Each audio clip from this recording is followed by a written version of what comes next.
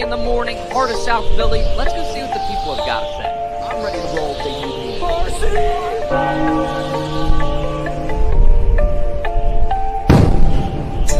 Now listen here, Dutch. The Mets and the Cowboys, they suck.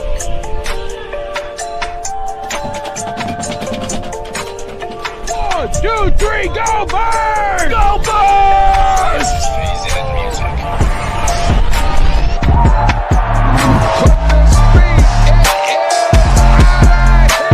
What we got? 302BIRDS, Jaelan Steaks. Go Birds!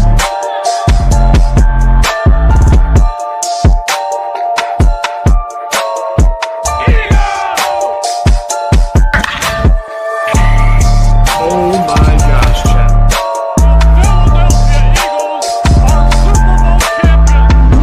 Your favorite Chicagoan. Go Phillies.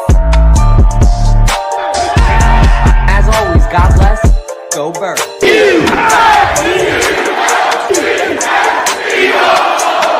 Get your water ice and soft pretzels ready because you are now tuned into a 302BIRDS podcast experience. Proudly presented by TickPick, Nick's Pizza, El Diablo Burritos, and Klondike Kate's on the heart of Main Street. Let's take it to the show. Oh, baby. Welcome to another episode of 302BIRDS. Sorry, I'm dressed. Who am I dressed like? Well, you can go ahead. My grandmother. Your grandmother. I was going to say. No, I'm joking. I love Fresh him. Prince of Bel-Air is giving this sweater Yeah. by, but the Fresh Prince of Newark, Delaware, if you want to call it for right now. But what's going on, guys? Welcome to another episode of 302BIRDS, powered by all our awesome sponsors, Balboa Steaks, Nick's Pizza, Bab's Hot Chicken, The Burnt Coffee Company, of course, TickPick. We got a lot to break down on the show for you guys tonight. Going to talk a little bit of Phillies free agency. It looks like our boy Bader's going to be out of here. Going to be talking about the Sixers and where they're headed. Going to be talking about the Flyers and where they're headed as well. And then, of course, we're going to talk about the Eagles. We'll talk about Jaelan Alexander retiring early to mental health. Or not retiring, just stepping away, I should say. Sorry, I'm like Frank Goring him already.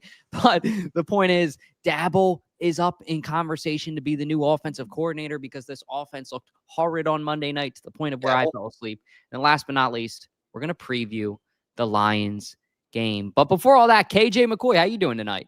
Doing good, man. Not too bad. It's been a pretty fast week, and definitely it was great to get the win. That was a tough game to watch for some people who really want to see a high-scoring game. But I think also, though, I think it was a great defensive battle for the most part, and it was an old-school battle. So that was the good thing about it. Even though it wasn't pretty, we got the win, and I'm definitely happy about that. But there definitely is a lot of crap going on, which is kind of weird, though. After a win, you usually don't have this kind of commotion going on, but you got the whole AJ situation where so many people are so like just fed up with the whole AJ thing. And I get that. I definitely do understand that.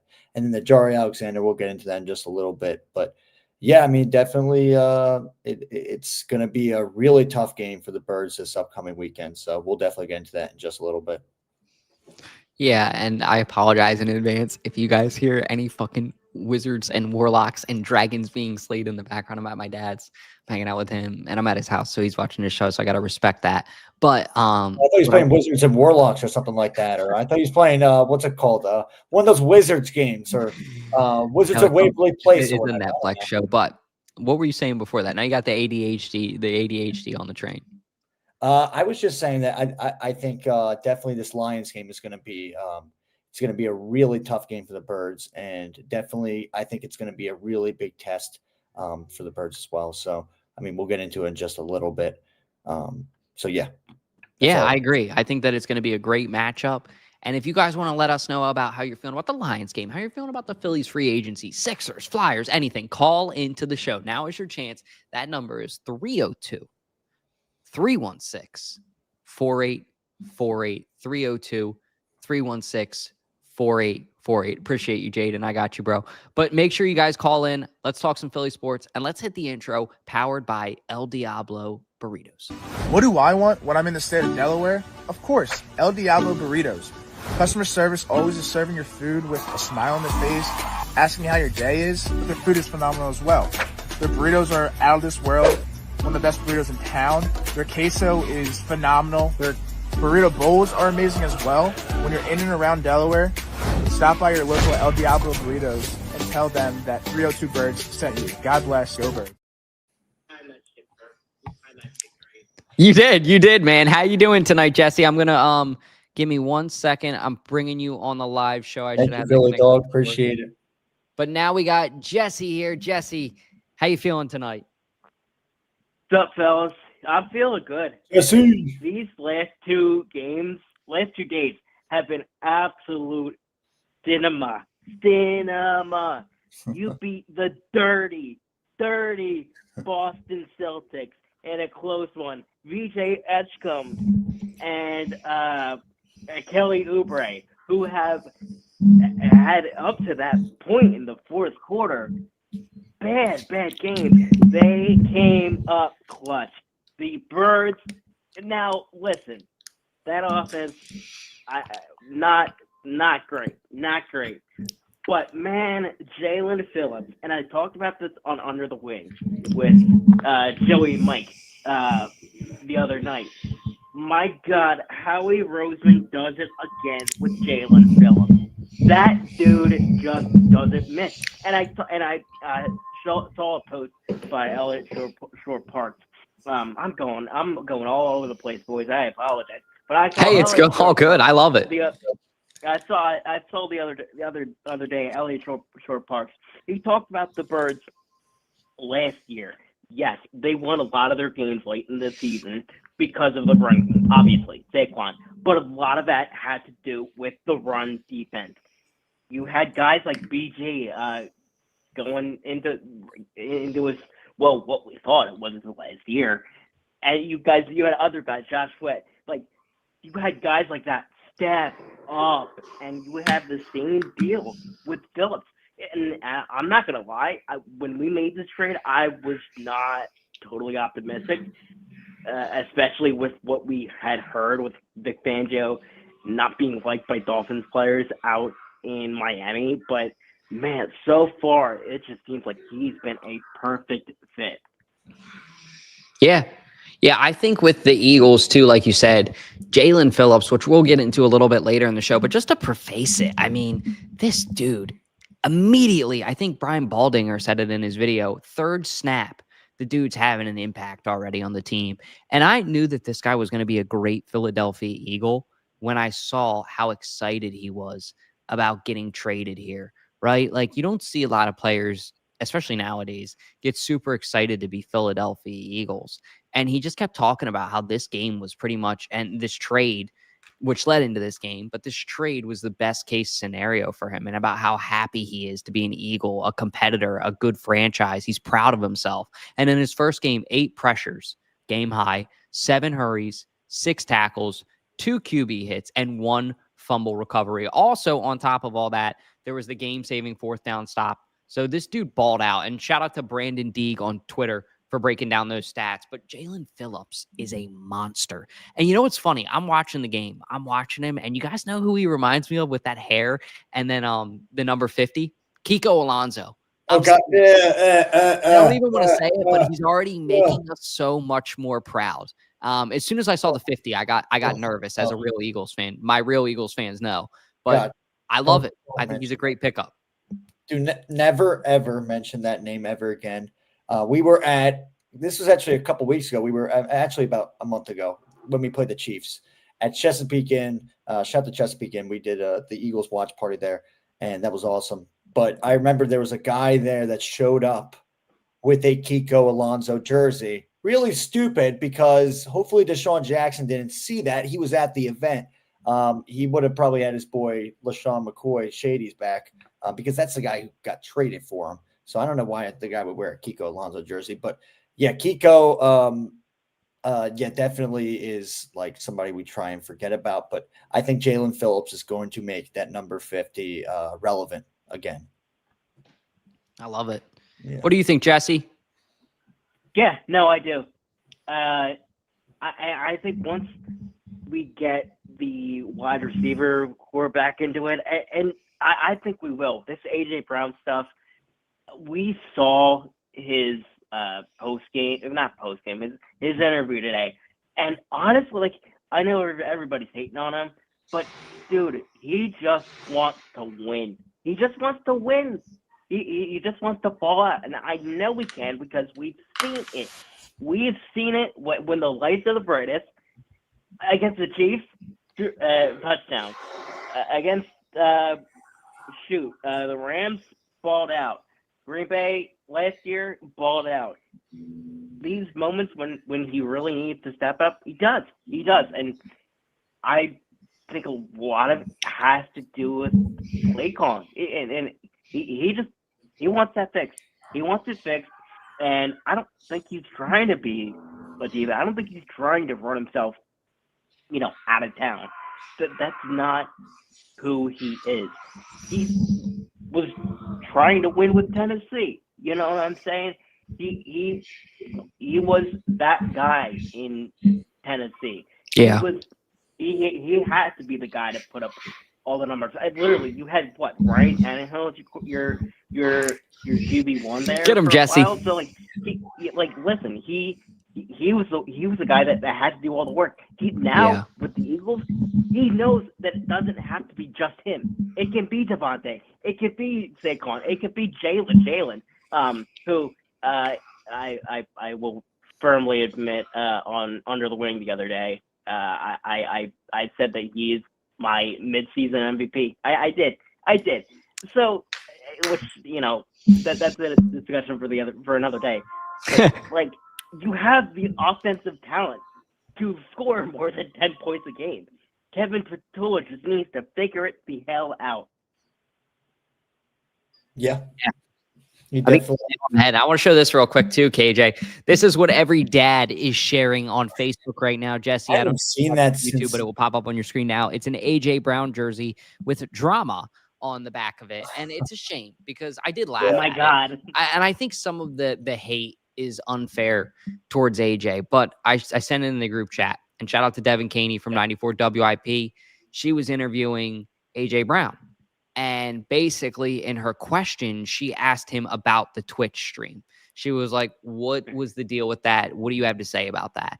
And he's like, what are you speaking of in regards to? And he made her repeat it. And she's like, the Twitch stream, like basically like, you know what I'm talking about. Like this is what's going viral. And he essentially said that he does not regret any of his comments. Like you just doubled down on it, man. And I love you, AJ. I really do. But you can't you're basically throwing Kevin Patullo under the bus in a lot of ways. And the team's winning games, you're just not the focal point of the offense. And I think Jesse's analogy that he prefaced this with was honestly very, very accurate.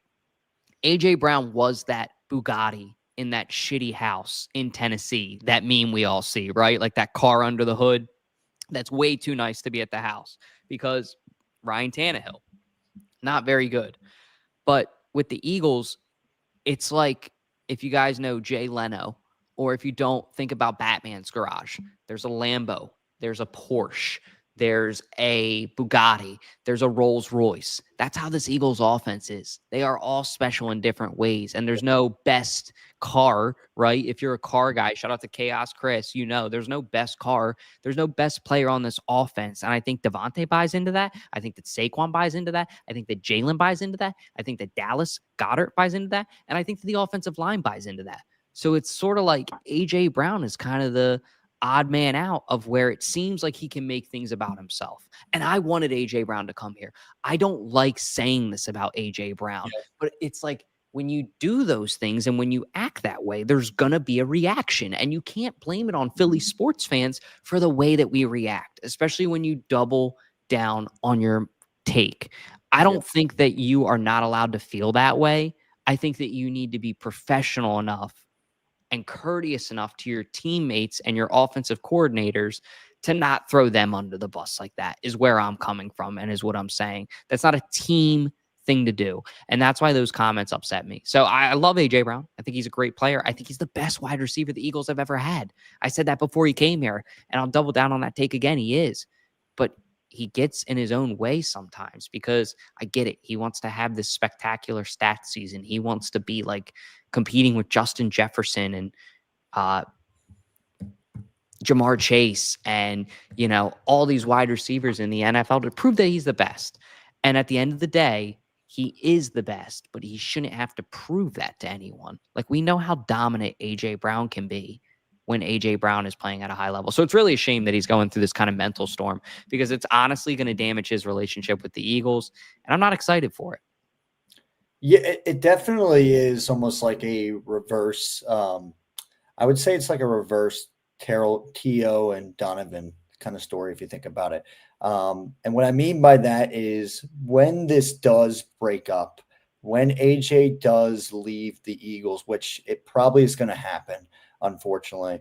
I'm a huge AJ Brown fan. I really am. And I still always will have respect for him, but I'm going to have respect for the guy that wasn't causing drama, the guy that wasn't trying to go on Twitch streams with rival fans. This guy, Rondo, is not even an Eagles fan, and you're going on stream. Like, I don't know why, like, an Eagles player thinks that he can, like, go on a stream with a Commanders fan. It's just it's just annoying. And we got to have on the headlines that AJ Brown was having fun with the Commanders fan. And it's like, to think about that, it's just like freaking weird. Well, having fun, like talking on Twitch and whatever. But it's like, I don't know, like, it just doesn't make any sense. Like, why isn't that Commanders fan talking to Commanders players? Like, I don't get it. It just, and it sucks that drama had to happen like that. And I mean, Devin Caney had every right to ask AJ that question. And if he's going to get hurt by that, that's his fault. It really is. And it's sad. It's sad to really say it like that. But back to what I was saying with the whole T.O. and Donovan thing. If AJ Brown does leave, and this whole relationship, I mean, this whole teammate relationship with him and Jaelan, and really the whole thing with the Eagles kind of breaks up, and both parties just kind of move on, I feel like there's a lot of fans that are divided right now. Well, divided always, with the Donovan and T.O. kind of thing, where you had a lot of people that were on T.O.'s side, and then you have people that were on Donovan's side. I think it's kind of different with this, because I feel like there's going to be people who are still going to respect AJ, and they still do remember the great moments that he had. Kind of like how when T.O. left, people still had a lot of love for T.O. But people are going to back up Jalen Hurts so much more. You're going to have more people who are going to support Jalen Hurts more, because he's going to be on the Eagles. The Eagles trusted him, and also just his attitude and the way that he's not causing drama as well. So I think it's a little different, because I think with Donovan, though, he would jab back at T.O., where Jaelan is not really jabbing back. If you think about it too, if you want to put it in kind of a retrospect as well, it's kind of like when back in the 90s, when Tupac and Biggie were going through their beef and everything like that, you didn't hear Biggie go back at Pac. There's rumors that he did and whatever, but it's kind of like that right now. You don't see Jaelan going at AJ right now. And those guys were brothers. Like, just how, like, I mean, like, that's just like, those guys were, I mean, Jaelan is the godfather to his, to AJ's daughter. And this is crazy. And I don't know if it's taken away or if it's removed or something. Like, does he get his godfather revoked? Like, what happens with that? Because it seems like that could be something, because that the whole difference is this. I remember when AJ got traded to the Eagles at first. I don't know if you guys remember, but he was rocking in a photo, one of the first photos they ever took together with Eagles uniforms on, a Hurts season hat. And it said Hurts season on it. We haven't seen him really do anything like that, backing up his quarterback like he used to. And you didn't see like the FaceTime call like they had like when they first knew that he got traded. That whole chemistry is gone. I don't think that could ever be returned, unfortunately. But yeah, because I just think AJ right now, he doesn't want to let things go. And I was talking to Dole about this before too, and I found this really interesting. AJ saying after the season, when we won the Super Bowl, I'm not satisfied. And I get that when you're saying like, I'm not satisfied, let's go for more Super Bowls.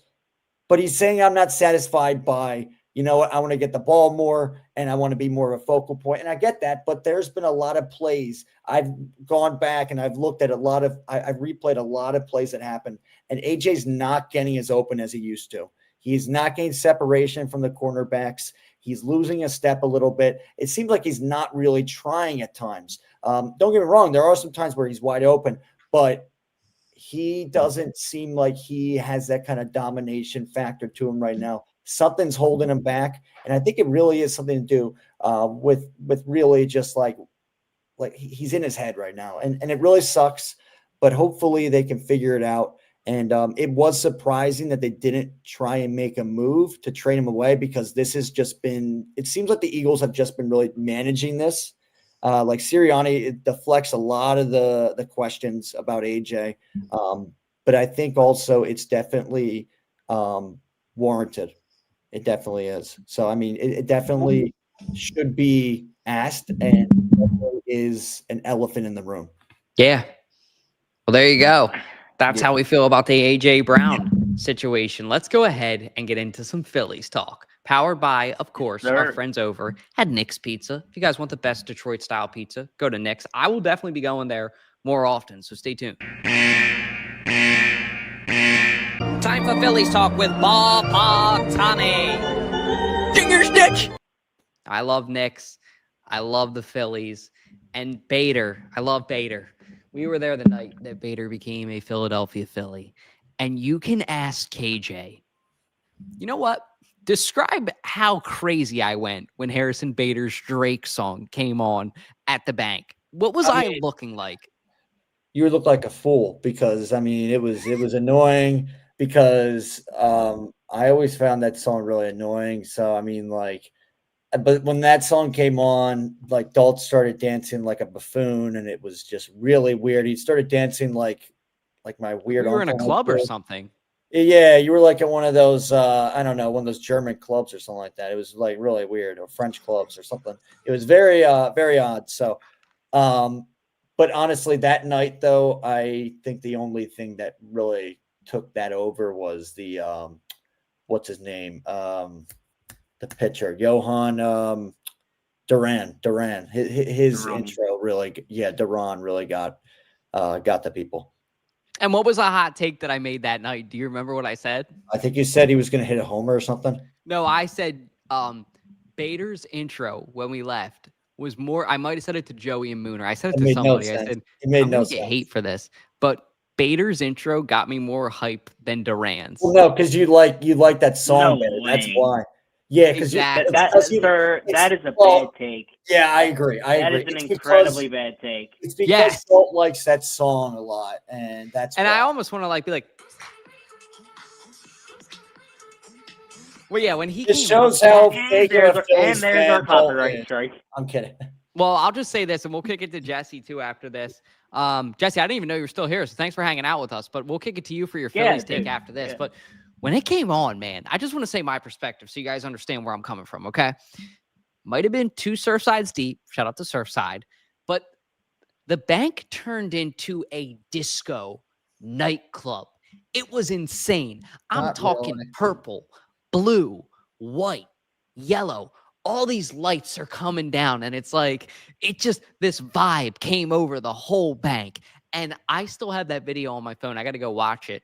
And I can show it to you guys maybe on Saturday on Sippin' Sports. But all I know is that as soon as he came out and that intro came, I knew he was going to get on base. I knew it. I'm like, this song, this moment, this is perfect. The energy is everything, right?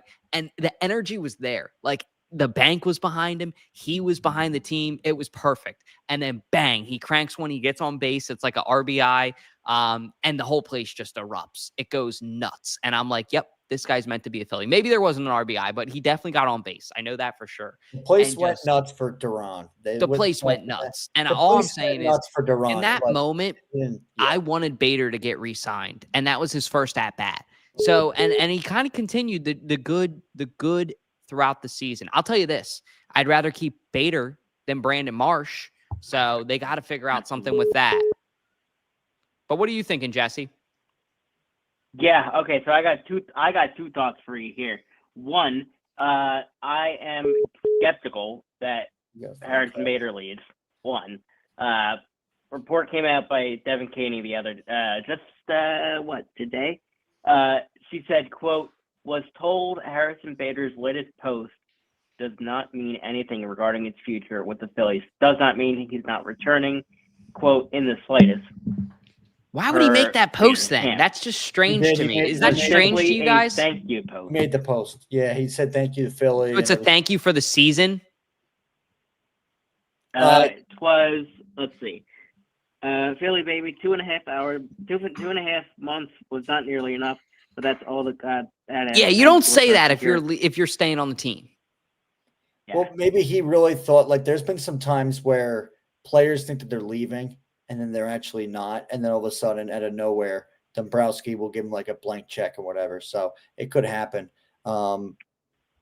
Yeah. So, I mean, we'll see what happens with Bader. I mean, I'd love to get him back, but I remember telling, we were at the Eagles tour. Shout out to TickPick. Thank you once again. And I don't know how many times I've thanked them, but I'm going to keep thanking them. I will too. keep on thanking them, and Don't be shy until it gets annoying. But thank you guys once again. But we talked to it was actually Chase U, and I said to Chase U, I said, "Yo, dude, you're not gonna believe this. Bader's out. I think Bader. They just said Bader's like going for free agency. He's gonna go as a unrestricted free agent." And he was like, "That really sucks because he definitely brought a spark to the team." Especially, I mean, there was times where like the team was down. I think he actually helped us come back in a couple of games. I'm pretty sure. And there were times, yeah, that he definitely was able to spark the team into a comeback. So that was awesome. So we're definitely going to miss that kind of spark that he brought. One thing I'm going to tell you, Dalt, I'm not going to miss the mismatch that he would wear. Like he kind of like, it was weird he would wear purple when you would wear the powder blue, and it just looked really like my dad would freak out about it. And he's like, he's not matching. And I'm like, well, Dad. I get it. I do agree with your dad on that one. I'm a branding OCD guy. You know that. Yeah. So if I was like the Phillies, like, what do they call it? What do they call like your equipment manager? If I was the equipment manager, I would literally hide that purple and pink fucking wristband. It looked odd. And I know, and I was like telling my dad, I was like, well, look in the NBA now. You have players, they can wear whatever color they want on their feet. They can even wear, I think Tyrese Maxey wore 2 different shoes at one point or whatever. So it's like, it's different. Well, Jalen Hurts did that once too. Yeah, Jalen Hurts did that too. So Jalen 2 shoes. It happens. I mean, like, it's just like one of those things, like they mismatch now. So that's one thing I'm not going to miss is the mismatch thing. But besides that, though, Bader was awesome, and it just sucks that he wasn't able to help us salvage a potential World Series, because the Dodgers just really they got lucky as hell. And I will say this till the day I die: the Dodgers were lucky as hell. The Dodgers were a lucky team that they got to the freaking World Series because they played like crap against us in the series, but we played even worse. We played even stinkier and crappier. So. Great job, Phillies. I mean, I can go on a tangent for years. And in the World Series, they literally let up a home run, a game-tying ninth inning home run to Miguel Rojas. The Blue Jays did. You are not a serious franchise if you are letting a game-tying World Series Game 7 home run to Miguel Rojas. No. Just no. It is disgusting. Yeah. Now I have a question for you too, Jesse. We actually have to get you off of here after this question because Andrew, shout out to Dollar Movies, is texting us. He wants to call in. But I want to ask you this before you leave because you're a huge Phillies expert. I know you know your Phils. Give me one free agent who you want and why. Thank you for this question. I came prepared. I'll do 2 things with one stone. I will lose Brandon Marsh, and I will bring in Byron Buxton of the Minnesota Twins. That dude just can flat out get on base, and 2, my God, he can run. Now, his injury problems, they are a concern. But here's the thing: if you put him in left field where Brandon Marsh is right now, my God, like that is such an easier position to play if you have a bad knee, if you have bad quads, like, and that he'll bring his pop. This year he had an OPS 878, almost a 900 OPS. I don't care, honestly. I do not care if you have a 300 batting average. If you don't have the OPS, if you can't get on base, and if you're striking out with runners in scoring position, I'm sorry. I don't care. I don't want you. I want a guy that can get on base, drive in runs, and Byron Buxton is that guy. Yeah, I'm hearing names like Bregman as well. Our good buddy Gavin Sweeney was telling me from a certain source that Bregman is a name to keep an eye on, that the Phillies might make a offer for Alec Bregman, which would be really interesting, I feel like. Yeah. If I can put my 2 cents in for 2 seconds there, I would rather go Bo Bichette, and stick him at third over Bregman. I would love Bo Bichette. Bo Bichette would be awesome. Bregman's older. He has a worse batting average. Yeah, I know what I just said about the batting average. Yes, but I'm just hearing realistically that's one of the names that is being thrown around, and the Phillies love to go after those veterans because they think with these veterans that we're gonna win and we are going to dominate other teams, just like how the Dodgers do it with Freddie Freeman. But guess what, though? We're not going to do that. So. Yeah. All right. Appreciate you guys for having me on. Seriously, I appreciate it. Thank you, Jesse. Sports Pulse. We're looking for we're aiming for next week. Started up.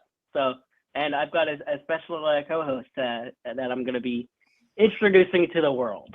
So let's go. We're excited for that. So go check that out, guys. Philly Sports Pulse, and that will. Thank you, Jesse. 302 Birds. Yeah. No See you, problem, brother. Guys. Have a good night.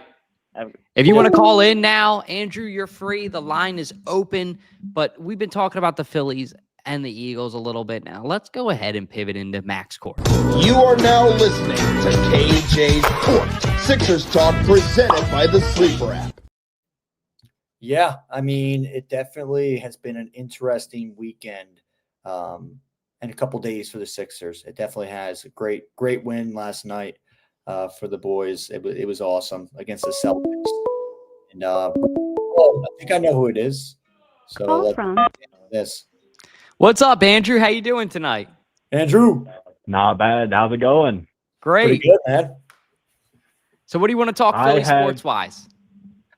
I have a quick Phillies question. I don't want to take too much time because I know you guys are moving over to the Sixers.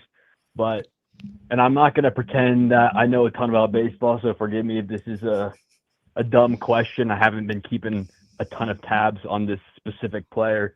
But if the Phillies had the opportunity to bring back Rhys Hoskins for some Rhys Hoskins magic, would you guys want to see that happen? Hell yes. I'll go ahead and take this one first. I already talked about this. I know KJ's heard me go on this tangent before. The answer for Dalton is not just yes. It is hell yes. One of the best moments ever in my life of being a Phillies fan was that bat slam that he had in 2022. I feel like when Rhys Hoskins is a Philly, this team has a kind of different juice. And I think him and Bryce Harper have a unique relationship I'll put it to you this way. They were both kind of the alpha of this team. Rhys before him a little bit, because Rhys Hoskins for a little bit there was the Phillies' only prospect that we really had that was a bright star. And then Bryce Harper came in the picture after. I think that Rhys and Bryce respected each other, but they also compete against each other, if that made any sense. Like, now I know that, one's a first baseman and one's an outfield when they were Phillies, but I feel like with the way that they would bat, the way that they would lead the team, they both wanted to be that guy, that leader, and it was a good yin and yang. And with Kyle Schwarber in the mix too, it was just like, holy shit, like this team can really, really get it. But yeah, short answer for me, yes. Long answer for me, hell yes. I want Kyle Schwarber to come back. I want him to be a Philly, or not Kyle Schwarber. Yeah, Rhys Hoskins. I do want Kyle back, but I want Rhys. Rhys would be a great addition. If that means that Bryce has to go back out to the outfield and you put Rhys on first, perfect. I'm cool with that. Like Rhys Hoskins brings a certain aura to the team, and he knows what it takes to play in Philly. So I would be on board for that. I'll tell you one thing. I mean, when Rhys Hoskins, when he comes back, when he plays the Phillies, he always somehow hits a home run on us. I think he did the recent game that we played him, one of the recent series, and I was at the game. I'm pretty sure he had a freaking hat trick of home runs. It was insane. So definitely, he was doing great for the Brewers over there in Milwaukee. They really like him over there. I think they want to keep him, so that's a main thing. So I don't know if a reunion is really in the works or the horizon, as much as we would like it to happen. But you never know. You never know. Maybe they make a trade. Maybe they try and acquire him that way. But I think that definitely the Brewers are happy with what they have and what they've been getting from Rhys Hoskins. So I would say more likely they probably go with somebody else with the reunion. But I think with Rhys, it's going to be a little difficult because I just feel like the Brewers over there and the Brewers fan base, they definitely are definitely liking the whole everything they're seeing from Rhys Hoskins. So I don't think they want to drop that. What do you think, Andrew? So I totally agree with both of the points that you guys are making. I think logistically it's probably not in the cards, and it'd probably be tough to get them over there, especially with our budget right now. But yeah.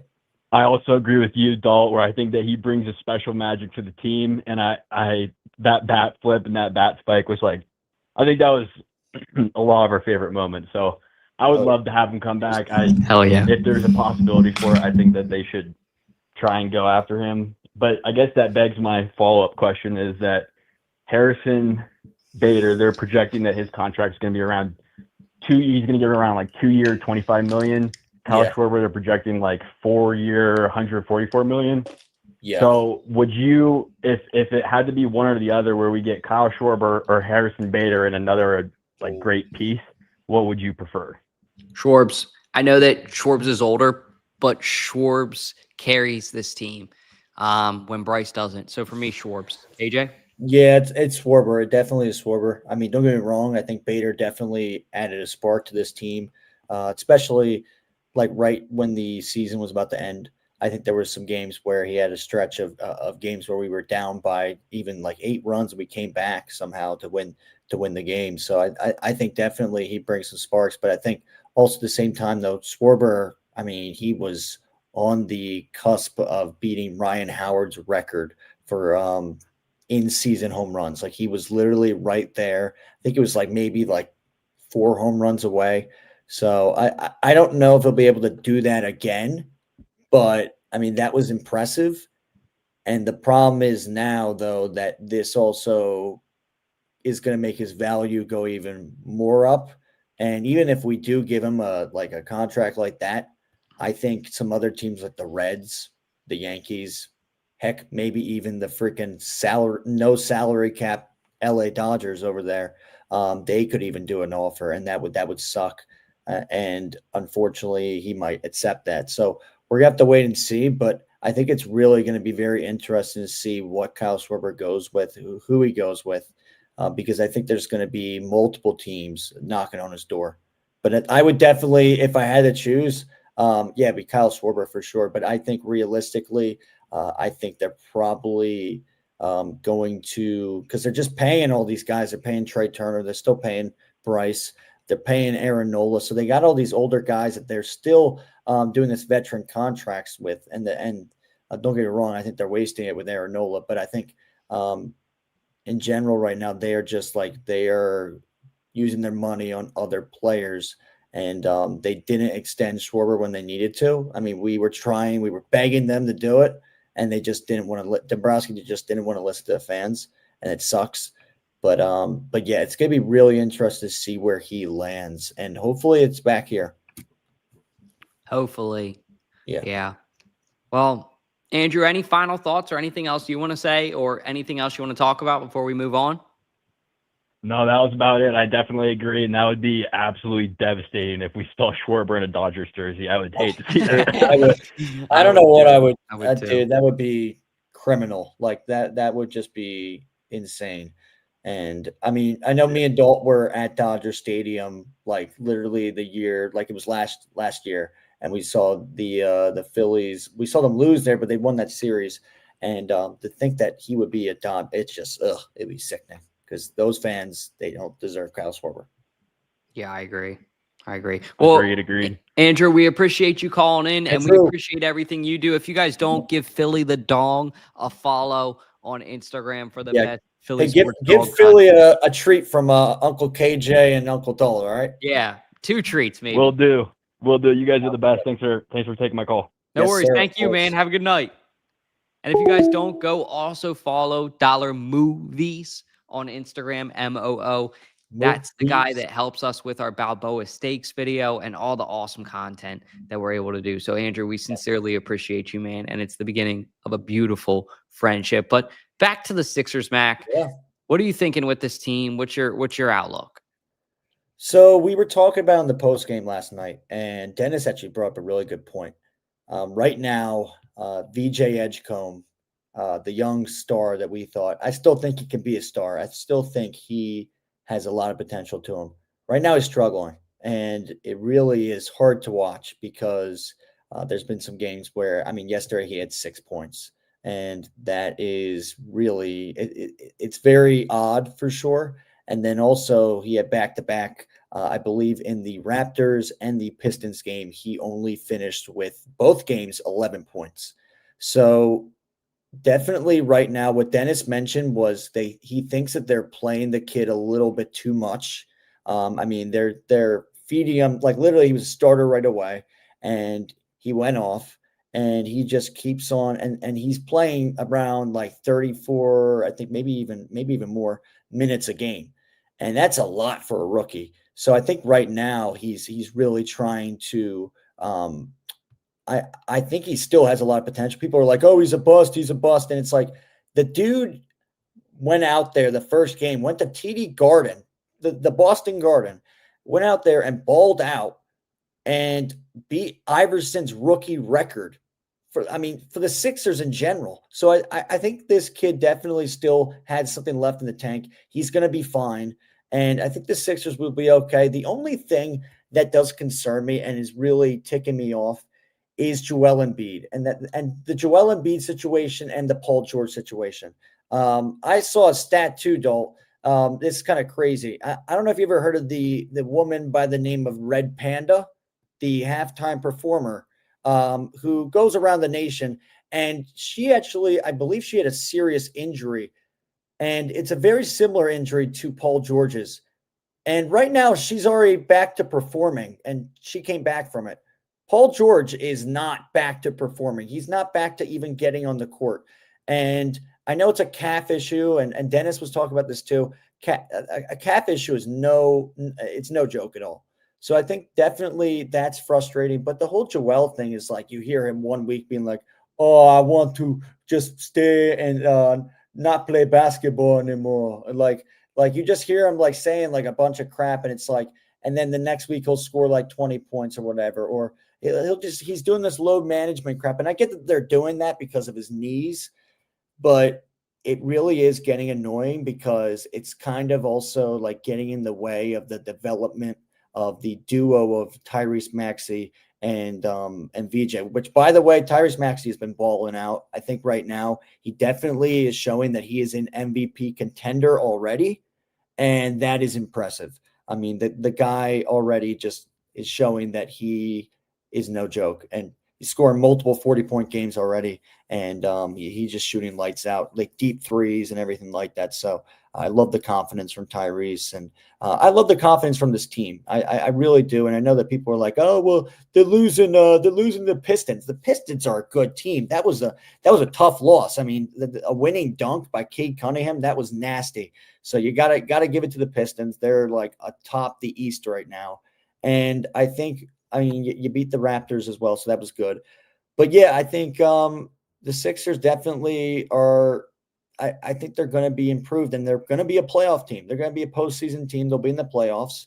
And you can't just think like finals though, but I think definitely just give VJ Edgecombe some more time, because we've seen already this guy has the skills. It's just they're using him a little too much, and it's honestly running his motor out a little bit. And it's good right now because the Sixers have a little bit of a break. I think they play again on Friday, so they got a little bit of a break. So hopefully VJ can rest a little bit, and he'll get back in shape. But hopefully they just kind of downsize his minutes. And I'm not saying that for to lose more points. I'm saying it because I think we will see the more potential from this guy if we play him a little bit more less, and we get some, because the bench is doing great. I mean, you see Justin Edwards, who's doing insanely. He did great last night with 22 points. That was awesome. Emotep represent from Philly. Pretty cool. So yeah, but yeah, I'm definitely not mad with what's going on with the Sixers in general. I'm just mad at the whole Joel, Paul George fiasco. That's the main thing. That makes sense.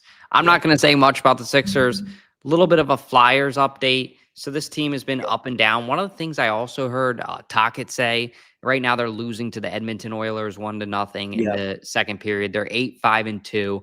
And the other thing that I heard Tocchet say was that Matvei Mishkov appears to not really be where we want him to be as far as progression, I think, with his leg. So hopefully he can get it together. Hopefully he can, get him to where Tocchet wants him to be, because the Flyers, I think, have all the potential in the world, especially the past couple of years. Like, they need to get a couple things corrected, but if they can get those things nipped in the bud, which Tocchet's job is to do, and I think he's aware of that, he's showing us that he's trying, then they're going to be okay. I know Tocchet also called them soft a couple weeks back. I like that. I think that's good. I know that was something that turned off a lot of people about Torts. I think the fact that Tocchet brings it, like, sometimes you got to keep it real with people, like, if you're being soft, just say you're being soft and just fix it. Like, don't mope around about it. Don't be sad. Just be like, you know what? Yeah, I am being soft. Let me fix it. Let me take it up a notch. Because if he's saying that to the team, he knows that they're capable of more. It's coming from a place of caring. And I'd rather have a coach that would say shit like that, especially in a sport like hockey. Like, hockey is really a man's sport. And it's so difficult. Like, if you can play hockey, you have to not only be able to ice skate, which I can't do, but not only be able to ice skate, not only be able to go down ice skating while someone's trying to basically deck you, you have to carry a puck with you while you're doing that. And then on top of all that, you have to put the puck in a goal. Oh, and one more thing. There's a giant dude standing, blocking the puck that doesn't want you to put it in there. So go ahead. Yeah, tell me that hockey's easy. But at the end of the day, I'll say, I would want a coach that's kind of manly like that, like pump some testosterone in me, right? We're about to go out there and deck other dudes. Like, I want someone that's going to tell us if we're being soft, especially in a city like this. This is Philadelphia. This is the Broad Street Bullies. Play like it on and off the ice. Be the Philadelphia Flyers that we know you can be. Right now, they're doing okay, but they have another gear that they can kick it into. And I think that they will. Yeah. Got a call in. Oh, look at it. Call from the Moose. To accept. Oh, the Moose. Moosey. Moose. Yo, wasn't sure if you were on. I was doing a podcast with somebody, and then I'm all painted up and stuff, so I lost track of time. So I got to call my boys. It's all good. I call my boys in. Wait, did I hear you were cheating on us? No, I was doing my own podcast with somebody else. We're starting up something. So. Oh, that's awesome. Well, we'll have to tune into that. I mentioned you guys. Don't worry. Don't worry. Well, hey, we got you on here, Moose. Yeah, I'm joking with you. Don't worry. How are you feeling about, anything Philly sports? I'm going to picture you probably want to talk some birds. Well, what else are we going to talk about? Well said. That's the name of the game, right? That's the game in town right now. Well, hey, let's talk about that Packers win. Ugly win, but a win's a win. What was going through your mind that game? Because I'll tell you this, man, I was bored as hell. Well, so this reminded me of back in the day when you had these defensive struggles back in the day. Yeah. And I was sitting there. I wasn't bored. I was getting antsy. Yeah. The flags, well, I'm not even going to get into all that. There was a lot of bad calls against the Eagles. Refs were awful. Yeah. that what's new? What's new with that? I mean, that's becoming old news. You know, it was a nail biter. You know, I didn't want to lose that game. I knew we could beat that team, and we did beat that team, and we should beat that team. The defense, you know, hey, you know, they did their thing. There was some weird stuff at the end of that game, like that free kick and going for it on fourth down. And I know why. I understand why they chucked the ball up. They were trying to draw the flag, which the refs totally blew that because it was pass interference. But we won the game. Yep. So I was breathing heavy, and I was into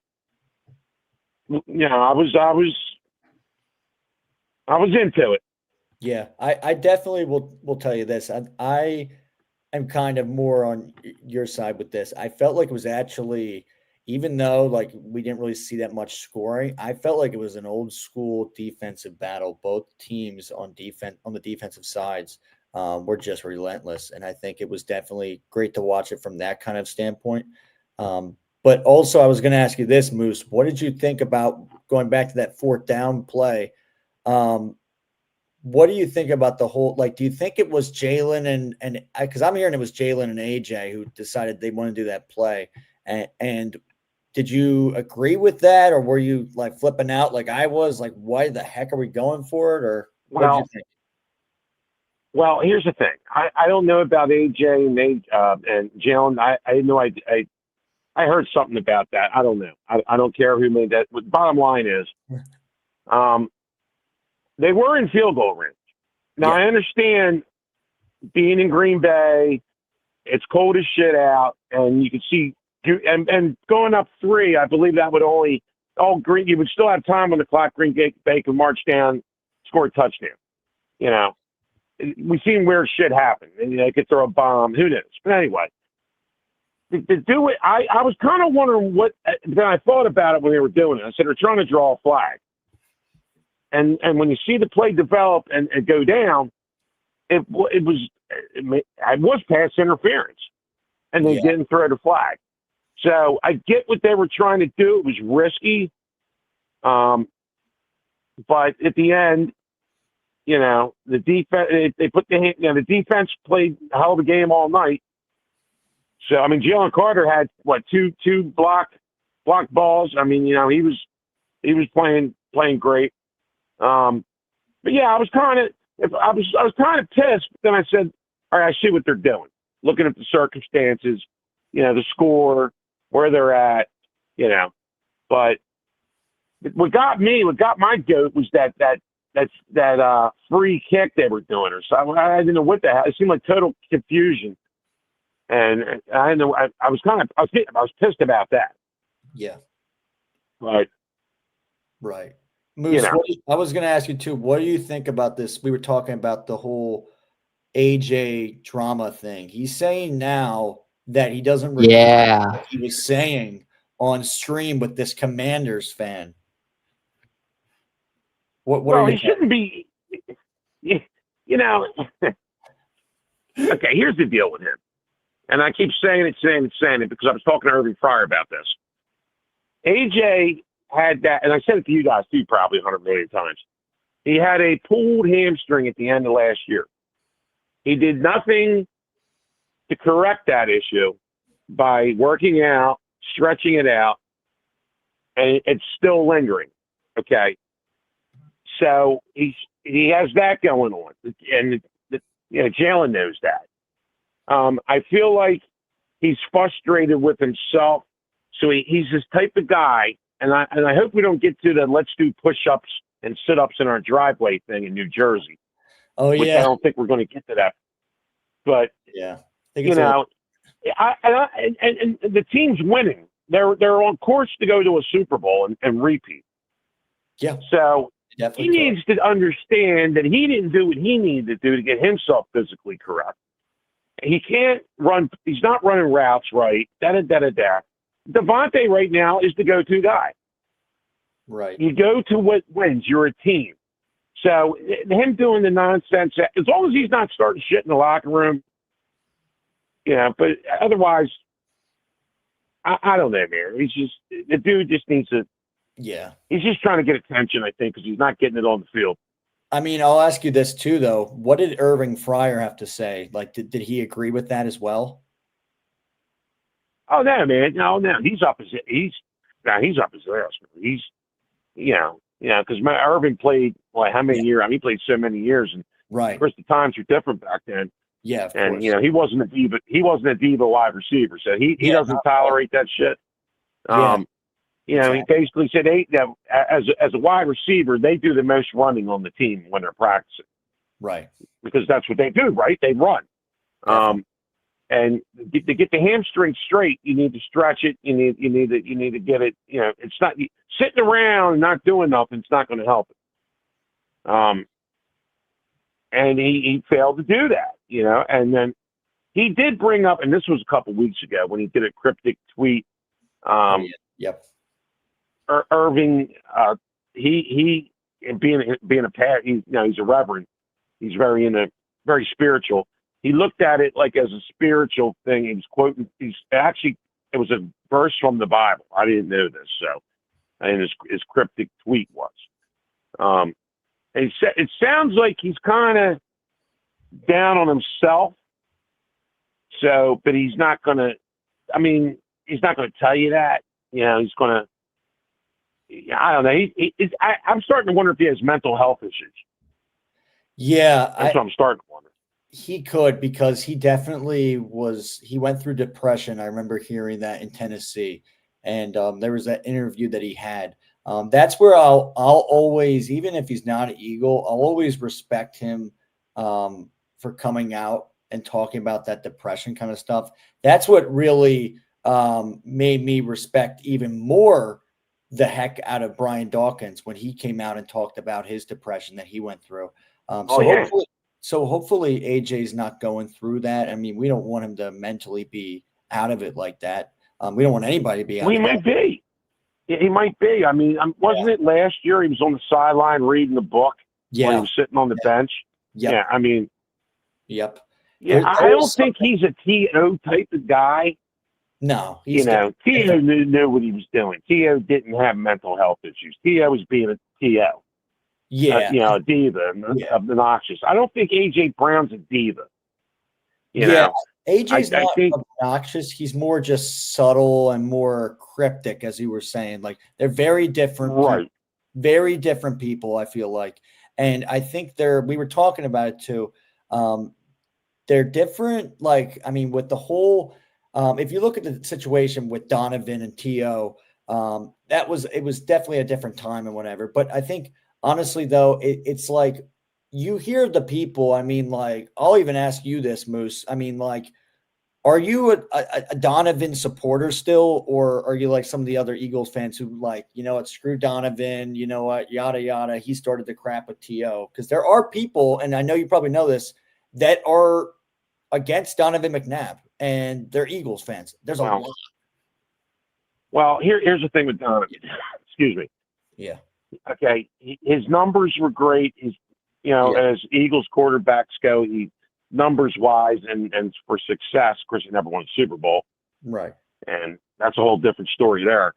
He had too much to drink the night before and he was hungover. But anyway. He did. And I heard that from Hank Fraley himself. So yeah.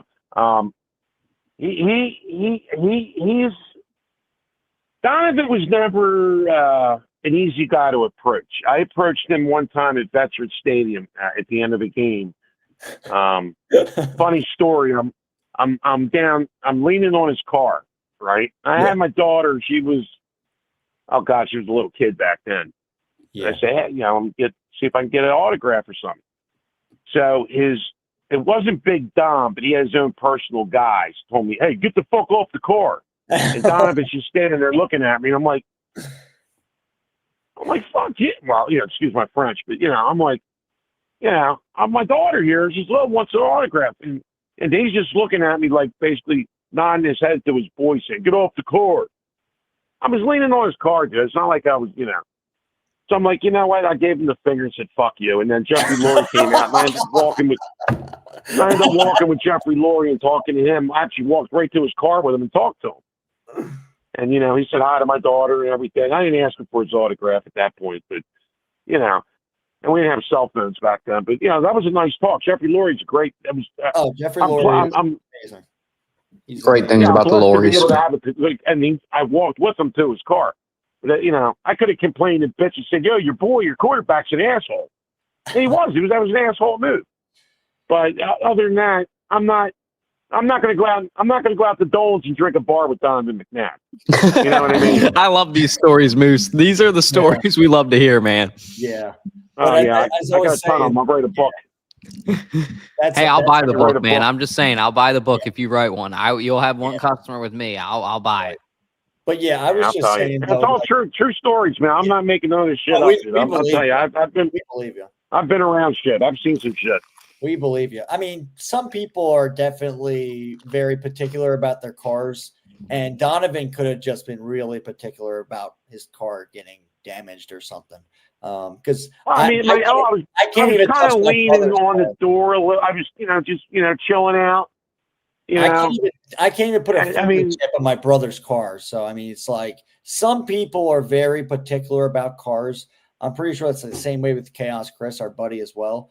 But I think, but yeah, I mean, also what I'm saying though too is like when AJ, because I feel like it is gonna happen. Unfortunately, he's gonna leave, and it's gonna be a weird exit. But I feel like some people are still gonna have his back. They're still gonna definitely be like, I still remember all the good times we had with AJ Brown. Like, I don't think there's gonna be so many. Like if he comes back, I don't think he'll be back. No, like if he comes back as like another, like with another team, I don't think you're gonna get so many boos, but you might. It depends. And it all depends.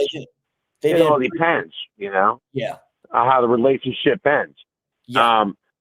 Let's see what happens. They win the Super Bowl. Then we'll see what happens. They're not going to get rid of them now.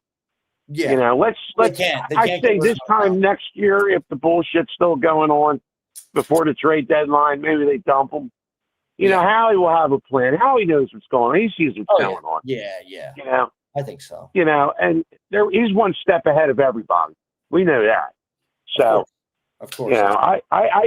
And that's to go off the top of AJ. I heard a stupid comment on some TikTok live tonight about Cam Jurgens, that they should cut him. And I'm like, cut him? Cut him? What are you freaking talking about? Well, he gets hurt all the time, and they should draft a center this year. And I'm like, cut him. You know what?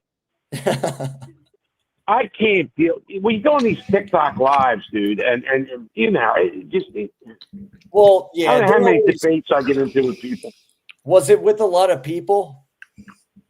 Like, it was on. It was on. She's so dope. She's a big Eagles fan. Yeah. And I'm trying to get her. I'm trying to get her. I tell her, come down and tailgate. She's really good at what she does. Yeah. So I'm trying. But a lot of knuckleheads get on. You can't control. Well, you can't control the knuckleheads. Don't freaking let them up. Tell them to beat it. Yeah. You're also on those lives where you got to that's why I never really joined those, because people interrupt the crap out of people, and you can never give out your point. Oh yeah, absolutely. That's why I never go on those things, just because I've been on them before and I could never speak. Like, it just is like, you know what? I'm done. Well, there's a couple good Eagles fans that I've talked to on there. And you get like all of a sudden Detroit fans are popping out of nowhere. And I mean, I actually had a Green Bay thing last night, and I'm not even going to tell you what he called me. He called me an Irish something derogatory. Wait, and it took every ounce of, huh? A Lions fan did that? No, Green Bay fan. I'm sorry, it was Green Bay fan. He was pissed off that we beat. Yeah. So he called me an Irish, and he guessed the rest of it. And I said, and you know me, I'm like, okay, hold this back, dude. So I just, I said, all right, later, out of here. Yeah. Sometimes that's all you could do. But I think, yeah, but I mean, it's just, us Eagles fans. Now, people say, "Well, you Eagles fans are, this, that, these, and those." I'm like, no, look, there's bad apples in every bunch. Mhm. But the circle we're in, we're smart. We give props to other people if we need to. We're very, So, I try to spread that out there. Yeah, of course. Yeah, but Paul have always tried to. Sorry, I'm getting off topic. I apologize. No, that actually brings up a really good point, though. It really does, because Eagles fans do get a lot of bad rep, and it is what it is, and we're always gonna get bad rep no matter what. But yeah, no, you could bring up a good point, though. Like a lot of us actually, we're chill people. Like, we're not gonna fight people and how people think that. Oh yeah. Yeah, like the Giants. I had after the wing contest at the Giants game. I got a megaphone out and did a video.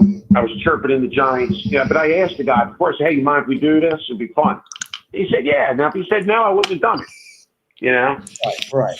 So I said it's for entertainment, it's for fun. If you don't like it, we won't do it. Yeah. But Moose, we appreciate you calling in. We got to get into our final segment. Anything else you want to say on the way out, brother? Yeah, Sleigh Bar. Yes. Couple weeks. Yeah. Oh, wait. And Moose, wait, I will ask you this before we leave. I heard a rumor that there's going to be a wedding at the Hungry Dogs tailgate. Is that true?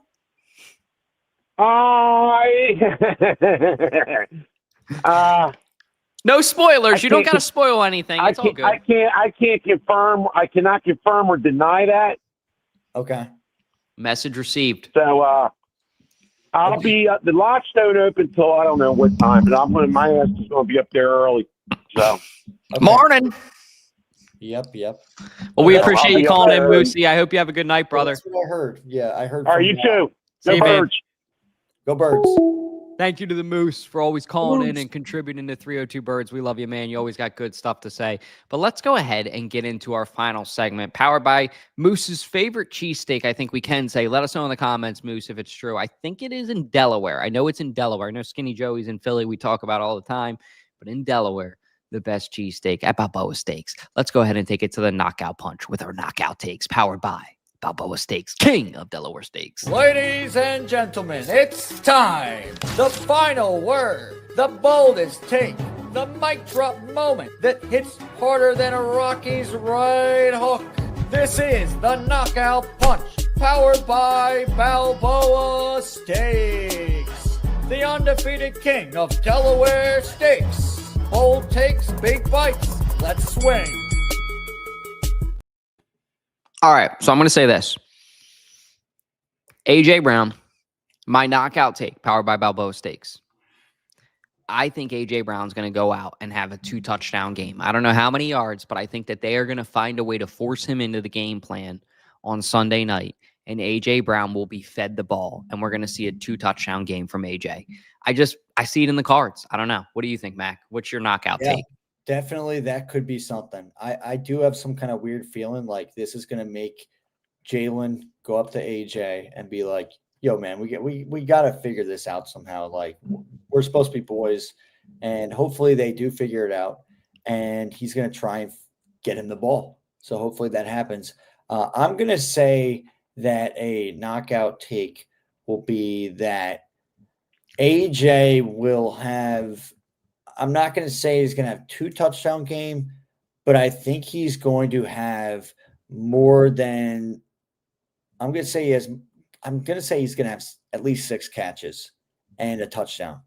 And then I think the Eagles are going to do a good job spreading the ball around to everybody else as well.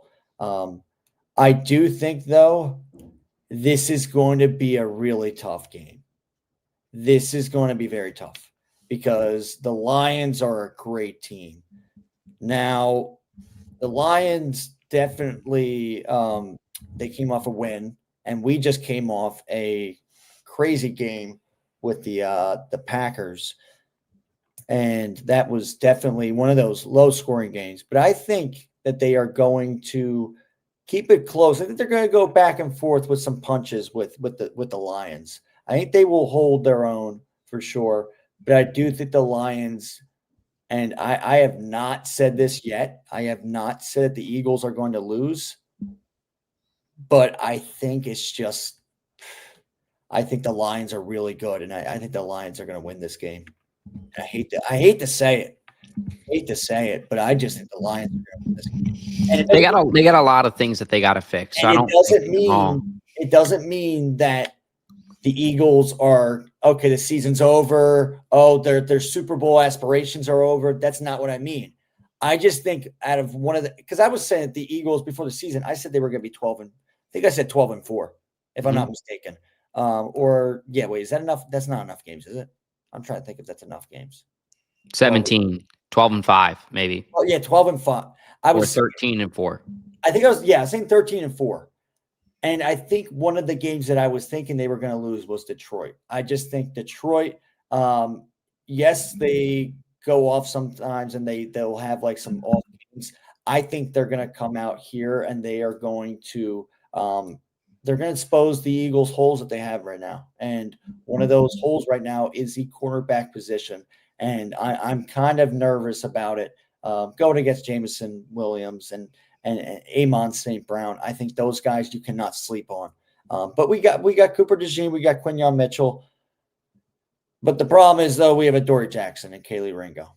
And that's where I am I'm nervous about that. And I thought we would have had Jari Alexander to help us out. And unfortunately, with the whole situation, and we hope everything's okay with them.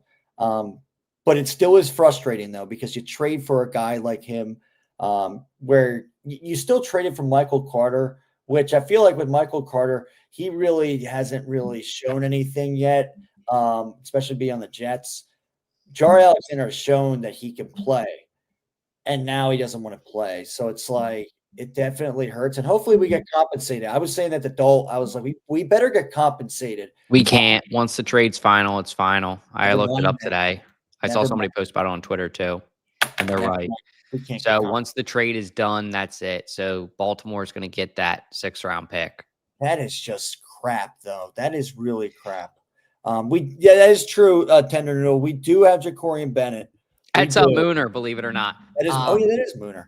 But here's the thing I'll say too. Yeah, Jacorian Bennett's going to step up, and I love Jair Alexander. Even though it didn't work out, I still respect him as a player. Yeah. I think that there's still time for this to work out too for Jair. Like if he can take maybe a month or two away or 2 weeks or however. First off, hope that he gets his mental health right. Second off, Frank fucking Gore 2.0. It's like, dude, come on. You just requested a trade and now you already want to check out like that. Like it's just it's odd to me. I think that there's still time for him. Like my point is this: if it is that bad, what's going to happen is this: if he wants to just not play football, he's not coming back. But if it is as bad as he's making it out to be, he's going to go reset and then realize, holy shit, I have a great opportunity to. And I don't think he has a Super Bowl ring. I'm pretty sure he doesn't. He does not. Best chance, I think, to win a Super Bowl ring in his career. So get your act together, get in line, and go out there and get a ring. Like you can do that. You can be a member of this team, a leader of this team, and figure things out. I really do think that. But I want to ask you this question too, KJ. Yeah. This is our last topic of the night. I appreciate all you guys have stuck with us. It's been a little bit of a longer show. So we'll all try to trim down our takes next week and our call-ins as well. We're just working on this new format. So I apologize. I know we're at an hour and 15. But Dabble for OC. This is interesting because Patullo sucked. So I'll just say this. Yeah, I'm all for it. I think as OC, this would work out. It's funny because E-Rock brought this up in his video. Remember when Dabble didn't want to come to Philadelphia?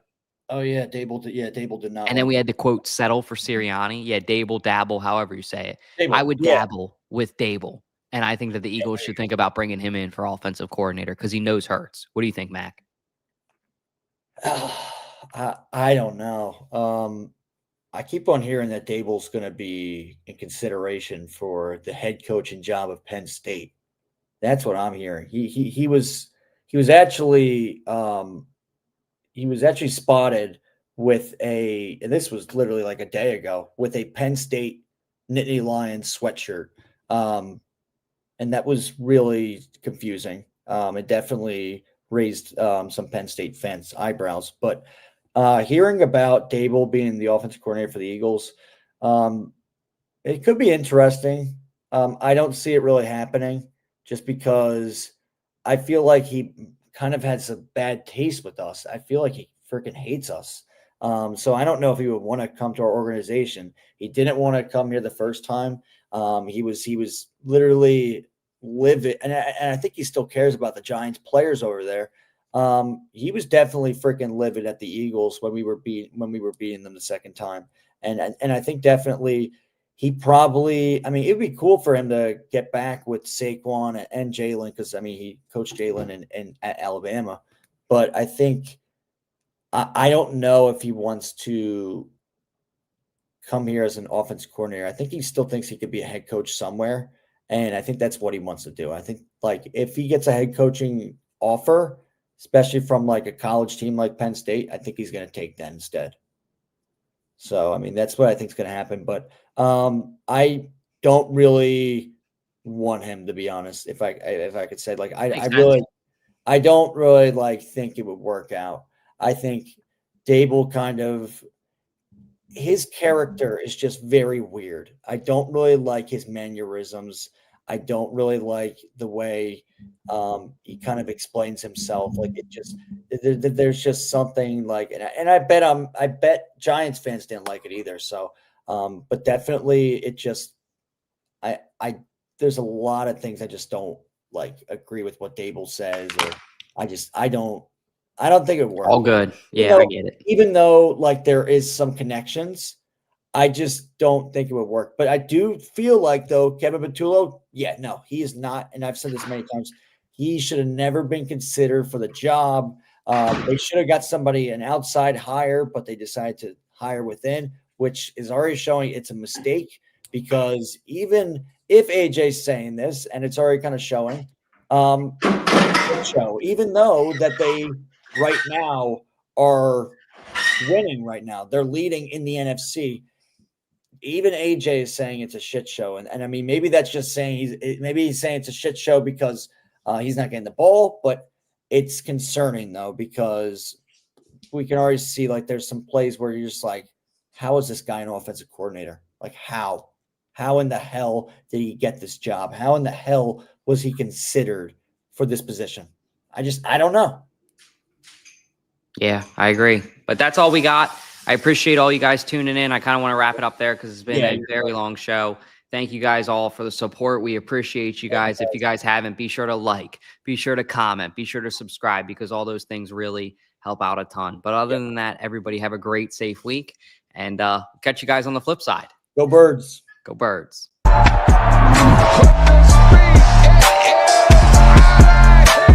we go. 302BIRDS, Jaelan Steaks.